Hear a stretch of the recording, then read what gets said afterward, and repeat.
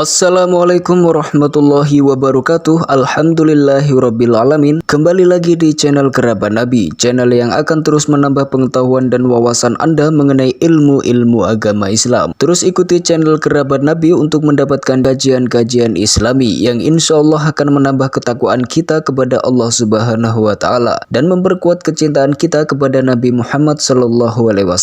Habib Umar bin Hafiz menceritakan tentang suatu kisah di mana pada waktu itu ada seorang pemuda sedang berziarah ke makam Rasulullah SAW. Saat pemuda tersebut duduk di samping makam Rasulullah, tiba-tiba datanglah seseorang yang berasal dari pegunungan yang juga hendak berziarah ke makam Rasulullah SAW. Kemudian orang yang berasal dari pegunungan tersebut memberi salam kepada Nabi dan dua sahabatnya. Kemudian orang dari pegunungan tersebut mengucapkan kalimat, "Ya Allah, Engkau adalah Tuhanku, dan ini adalah nabimu Nabi Muhammad, dan aku adalah hambamu, dan setan adalah musuhmu.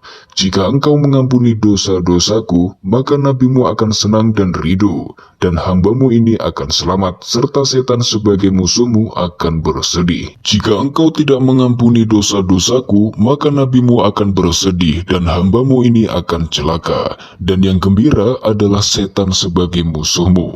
Dan engkau ya Allah yang mulia, tidaklah mungkin membuat kekasihmu bersedih dan tidak akan membuat bahagia musuhmu."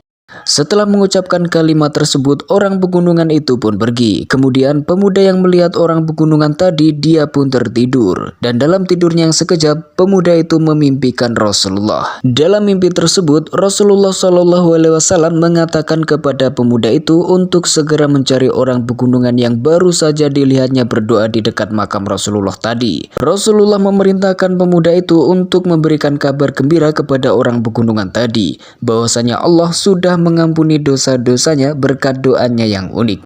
Habib Umar bin Hafiz juga menceritakan suatu kisah di mana Rasulullah SAW pernah berkata kepada para sahabat bahwa di bumi ini ada seorang hamba Allah yang apabila dia bersumpah niscaya Allah akan mengabulkannya. Di tengah para sahabat yang bingung mengenai hamba yang dimaksud tersebut, maka Rasulullah menyebutkan yang dimaksud ialah Uwais bin Amir. Nabi Muhammad SAW menyebutkan Uwais bin Amir adalah seorang pria yang kurus dan pernah menderita penyakit kusta. Namun sudah sembuh dari penyakitnya itu, kecuali sebagian kecil di bagian bawah bahu kirinya, dan dia sangat berbakti kepada ibunya. Uwais bin Amir tidak terkenal di bumi namun sangat terkenal di langit.